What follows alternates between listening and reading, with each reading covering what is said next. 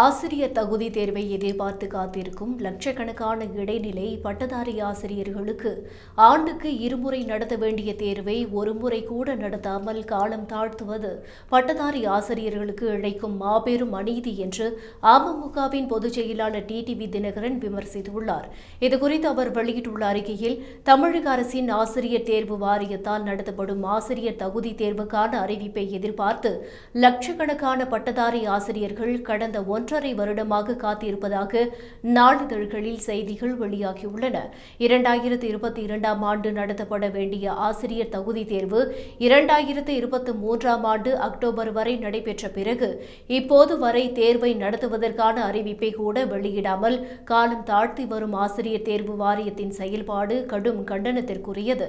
தேசிய ஆசிரியர் கல்வி கவுன்சில் விதிகளின்படி ஆண்டுக்கு 2 முறை நடத்தப்பட வேண்டிய ஆசிரியர் தகுதி தேர்வை ஒருமுறை கூட நடத்தாமல் காலம் தாழ்த்தி வருகிறது தமிழக அரசு.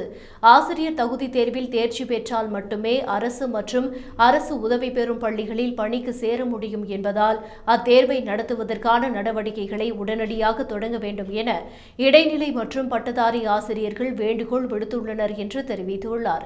மேலும் லட்சக்கணக்கான பட்டதாரி ஆசிரியர்களின் கோரிக்கையை ஏற்று உடனடியாக ஆசிரியர் தகுதி தேர்வுக்கான தேதியை அறிவிக்க வேண்டும் என்றும், தேர்வை நடத்துவதோடு அத்தேர்வில் தேர்ச்சி பெறுவோருக்கு தமிழக அரசு உடனடியாக பணி நியமன ஆணையை வழங்க வேண்டும் என்றும் டிடிவி தினகரன் வலியுறுத்தியுள்ளார்.